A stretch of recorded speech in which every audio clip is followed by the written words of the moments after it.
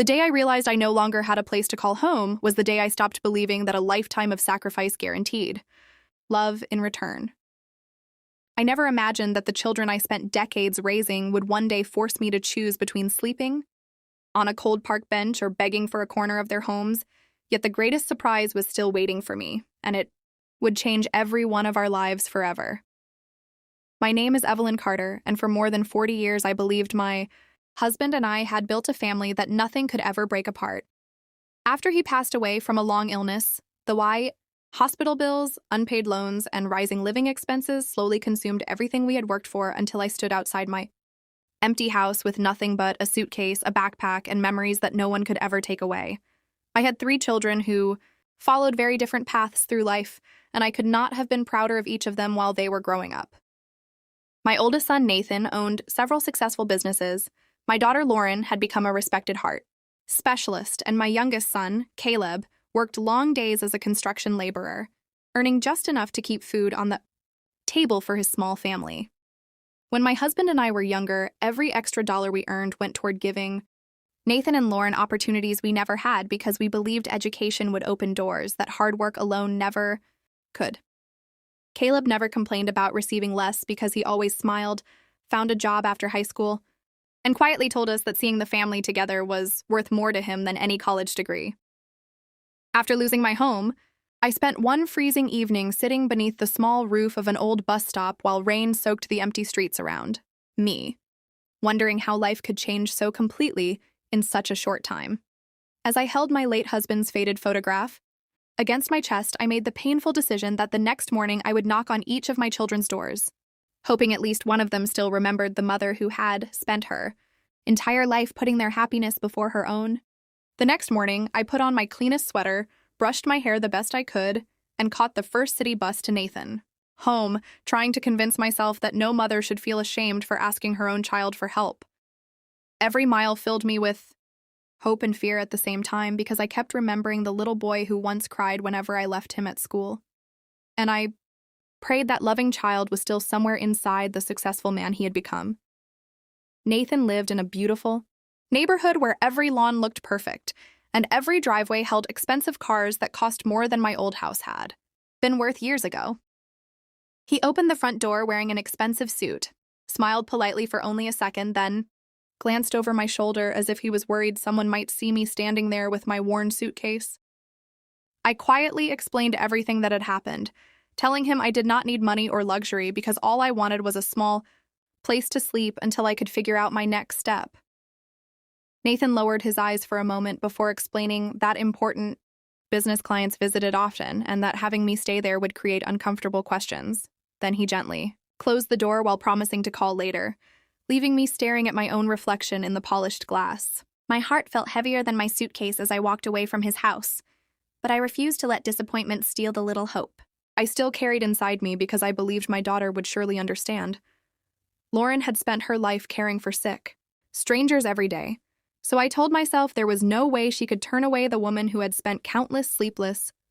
nights caring for her when she was young. Lauren welcomed me onto her front porch but never invited me inside, and after listening to my story, she quietly slipped a $50 bill into my hand before suggesting that I contact a local senior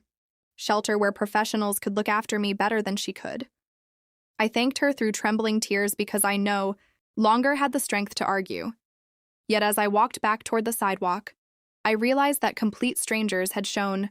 me more kindness during the past week than 2 of my own children had shown me in a lifetime. I sat on a nearby bench for several minutes, staring at the folded bill in my hand while memories of happier days filled my mind. And I remembered how many nights I had skipped dinner so Nathan and Lauren could have everything they needed without ever knowing I had gone to bed hungry. As the afternoon sun slowly disappeared behind the buildings, I finally understood that success had given my older children comfortable lives, but had quietly taken away something far more valuable, which was compassion. With nowhere else to go, I called Caleb and tried to sound cheerful so he would not hear the pain in my voice. But he immediately sensed something was wrong and insisted on picking me up without asking a single question. Less than 30 minutes later, his old pickup truck pulled into the parking lot, and before I could apologize for becoming a burden, he stepped out, wrapped me in the warmest hug I had felt since my husband passed away, and softly said that I would never have to face another night alone. Caleb rented a tiny apartment on the edge of town with his wife, Emma, and their young daughter, Lily, where every room was small but filled with laughter, respect, and the comforting smell of a homemade meal.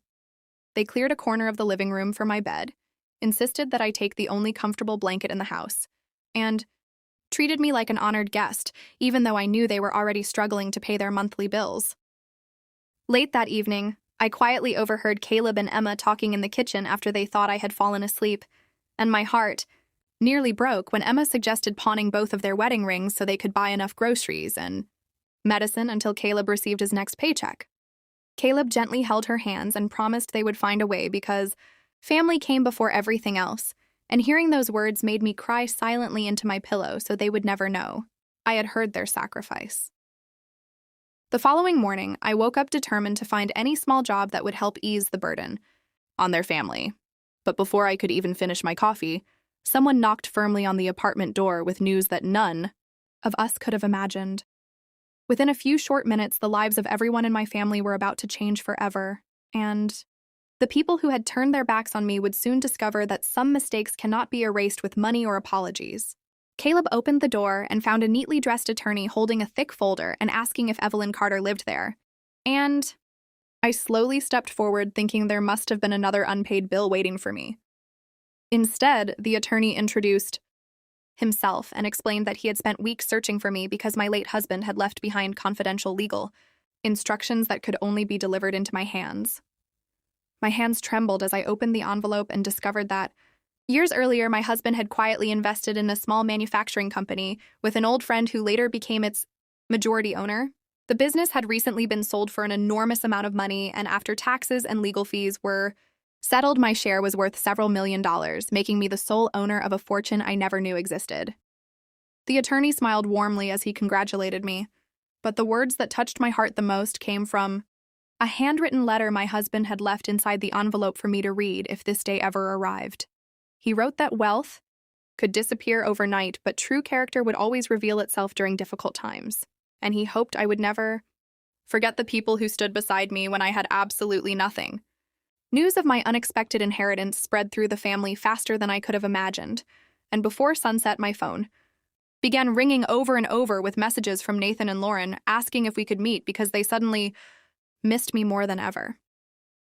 I listened to every voicemail without anger, yet I could not ignore the painful truth that neither of them had searched for me when they believed I was simply a homeless widow with nothing left to offer.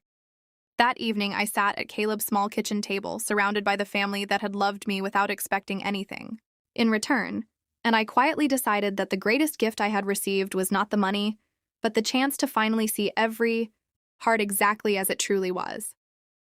As I looked at Caleb, Emma, and little Lily smiling over a simple homemade dinner, I realized that the richest home in the world was the one filled with unconditional love, and I knew the hardest chapter of my life was finally coming to an end. The following weekend, Nathan and Lauren came to Caleb's apartment together, carrying expensive gifts, flowers, and carefully rehearsed apologies that sounded sincere on the surface but arrived far too late to erase the memories of the days when I had stood outside their homes with nowhere to sleep. I welcomed them inside with kindness because bitterness would never heal my heart. Yet I could see the guilt in their eyes as they looked around the tiny apartment where the son with the least money had given me the greatest love. Nathan lowered his head and admitted that he had spent years chasing success until he forgot the woman who had sacrificed everything to help him achieve it, while Lauren broke into tears as she confessed that she treated strangers with more patience than she had shown her own mother. I listened quietly before telling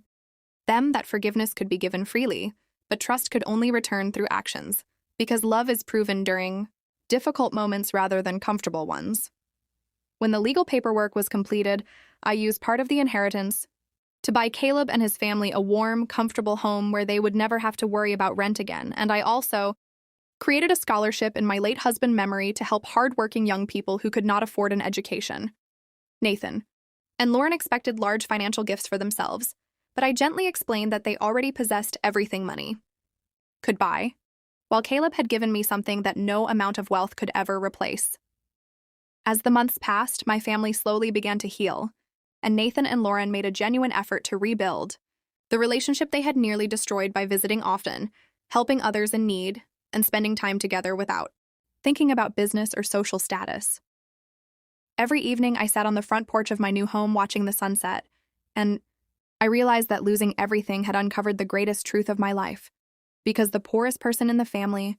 had carried the richest heart, and that priceless gift saved not only me, but eventually the entire family. Today, I share my story not because of the fortune I received, but because I hope no parent and no child ever forgets that love should never depend on money, success, or convenience, since the people who stand beside you when you have nothing are the ones who truly deserve a place in your heart forever. Please subscribe to our channel and share this video with your friends and family. We create entertaining and inspiring stories for our viewers, and your support helps us continue making great content for you.